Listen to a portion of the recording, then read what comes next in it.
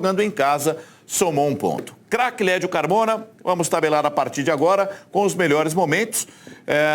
Que nota você daria? Eu daria um 6,5 para o jogo. Ficou aquém do que eu imaginava, Lédio. Vou ser um pouco mais chato. Eu daria uma nota 6 para o jogo. 6. Acho que não foi um jogo ruim, foi um jogo intenso, mas foi um jogo mal jogado, dentro da sua intensidade. Os dois times queriam jogar, queriam definir. Tentaram propor, principalmente no início, quando os dois forçavam muita marcação na saída de bola do adversário e conseguiam criar alguma coisa em cima do erro dos adversários. O Inter saiu na frente com esse cruzamento com muita liberdade do Moisés e na cabeçada do Thiago Galhardo se impondo ao Léo. O Galhardo chega a 9 gols no campeonato, é o artilheiro da competição e fez essa homenagem em Libras. Hoje, gente, é Dia Nacional do Surdo. Ótimo engajamento, linda homenagem do Thiago Galhardo, além de brilhar dentro de campo, ele se mostra um cara muito atento ao que acontece fora também. Esse é o empate do Luciano, que é o Galhardo do São Paulo, Lédio? É o Galhardo do Morumbi. É o jogador que fez, em 9 jogos, fez 5 gols. É o jogador que decide, que tem personalidade, que entra na área, que bate, que não tem medo de jogar, não tem medo de definir. E depois começou a aparecer o Lomba, né? Essas finalizações do São Paulo, 18, são um pouco enganosas. O São Paulo não finalizou com tanta competência 18 vezes, errou muito chute torto, mas quando acertou, o Lomba apareceu. Apareceu com muita firmeza e com muita sobriedade para salvar o Internacional de uma derrota que parecia quase certa depois da expulsão do Zé Gabriel. Uma decisão bem tomada pelo Marcelo de Lima Henrique, um carrinho perigoso em cima do Igor Gomes. Lembrando que na central do apito, o Sandro Meirahit também expulsaria. Aliás, ele gostou demais da atuação do Marcelo de Lima Henrique. Ele também expulsaria estivesse com o apito na mão. Exatamente. O São Paulo teve mais de meia hora jogando com um jogador a mais. O Fernando Diniz mudou o time, fez 5 substituições. Tirou um zagueiro, ficou com um zagueiro só, fazia linha de 3 com os 2 laterais, e com o Diego Costa, o Léo que saiu.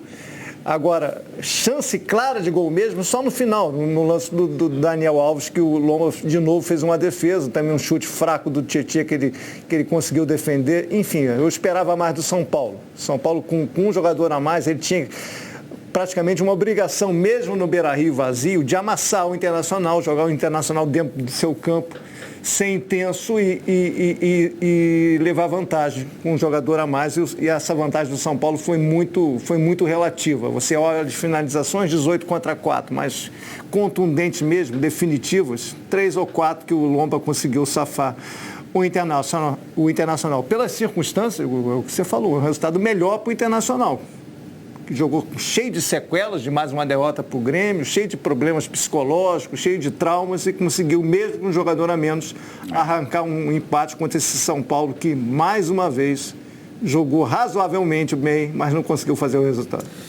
A parada é a seguinte, gente, a partir de agora, Libertadores no meio de semana para as duas equipes. Para o Internacional, terça-feira contra o América em Cali.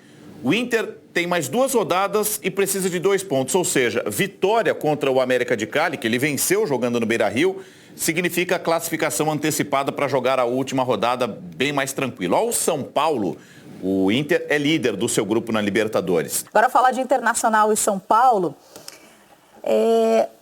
olha só, o Inter conseguiu segurar o São Paulo depois de ter 1 a menos.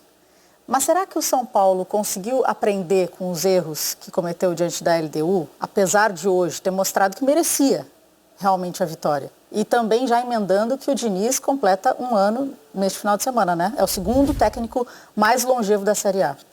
Foi um jogo, como o Guga e o Led falaram ali, foi um jogo movimentado, sem grandes oportunidades, mas foi um jogo legal. São observações diferentes das duas equipes. Eu percebo ainda o São Paulo tendo uma criação melhor do que outras equipes, né? Foram 18 finalizações. É uma equipe que, mesmo quando não cria muito, ela cria bastante com relação aos outros adversários. A média do São Paulo de finalização é uma média alta. O jeito que o Fernando Diniz joga é um jeito que proporciona que as equipes que ele toma conta tenham muitas soluções na frente, porque ele leva o time como um trabalho de formiguinha, todo mundo muito próximo, e isso facilita os companheiros uns aos outros acharem esse passe, porque ele sempre tem uma linha de passe próximo. minimiza o erro, porque está todo mundo bem pertinho. Agora, o trabalho do Kudê me surpreende de uma forma negativa, porque antes da parada para a pandemia, o Kudê levou o nível de intensidade do jogo do Internacional, que eu fiz, até sempre falo desse jogo com o Lédio, até que eu fiz lá no Sul, que a gente falava, em termos de intensidade, era o que mais se aproximava do Flamengo. Intensidade. Um time que jogou dentro do campo do adversário, amassando, né, usando muita velocidade pelas beiradas. E depois desse processo a gente vê um Inter diferente. Um Inter menos agressivo, né? Quando faz um bom jogo não tem a agressividade que tinha. E é um processo que a pandemia, eu acho, causou também em muitos clubes, e principalmente o Internacional sentiu muito essa parada aí, que mudou completamente a dinâmica do time do Kudê. Lino, Thiago Galhardo foi uma dúvida, uma grande dúvida para os cartoleiros de plantão, se jogava, se não jogava. E agora, hein? Poupa Thiago Galhardo ou não para a Libertadores? O que você pensa sobre isso? Porque ele está numa fase impressionante. Eu acho que é possível você ver jogo a jogo. O São Paulo está fazendo isso. É admirável que o Diniz não tenha colocado o time reserva, poupado jogadores, tenha encarado o Campeonato Brasileiro. Porque se você levar em consideração o desafio que ele tem no meio da semana, de ter que vencer River na Argentina para se manter vivo em Libertadores, talvez até ele tivesse poupado jogadores. Mas ele está afim do Brasileirão. E não venceu por muito pouco, o Pedrinho tem razão. O São Paulo, talvez até a expulsão do Zé Gabriel tenha feito mal ao tipo de jogo que o São Paulo queria, porque o Internacional, depois da expulsão, colocou o Moledo dentro de campo, é um tremendo zagueiro, acho até que, não entendo como é que ele está fora do time do Internacional, ele com o Cuesta, ele faz uma dupla sensacional, o Zé Gabriel é um menino de futuro, tem uma saída de bola melhor, talvez seja, por isso, o Kudê já falou que ele está no time, mas o Moledo dá muita segurança, engraçado, entrou o Moledo para defender, e aí o Internacional ficou muito mais seguro, ficou muito mais preso, com um jogador a menos, mas se defendeu, o Internacional faz isso muito bem, a expulsão não fez bem para ninguém, não fez bem para o jogo, não fez bem nem para o São Paulo.